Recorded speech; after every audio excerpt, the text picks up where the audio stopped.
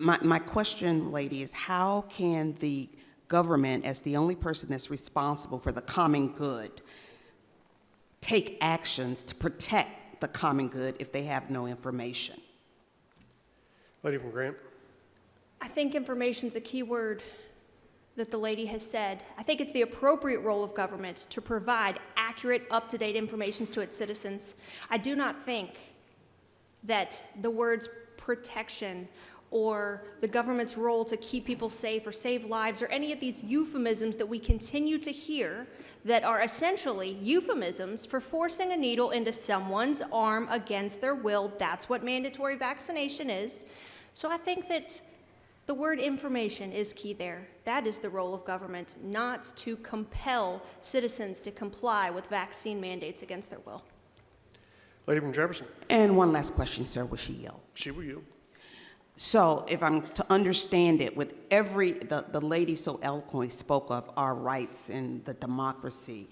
So if we have rights under democracy with every right, there is a corresponding responsibility. If a parent elects not to have their child be vaccinated, can then that school system say, thank you very much, find other ways to educate your child so the other children won't be at risk? Lady from Grant. Lady, parents and guardians have the right to make medical decisions for their children. If you or any other member wants to file a piece of legislation that takes away that right and makes it the government's responsibility to decide what vaccines a child should or shouldn't get, then that's your prerogative as a member. But this bill is intended to expand the ability of parents and guardians to choose what's best for their own children. You couldn't get more local control than that. You couldn't get more home rule than that. Thank you.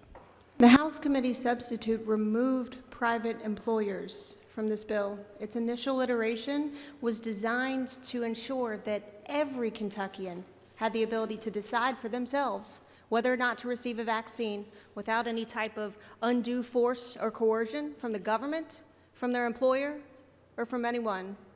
And I am personally aggrieved by the fact that it's been removed, but that is what was necessary to get it to this point in the process so that we could take this vote today. I still think that it's important, the protections that are included within, to allow the broadest possible latitude for as many Kentuckians to decide for themselves, because I believe that Kentuckians can make good decisions for themselves when it comes to their health care.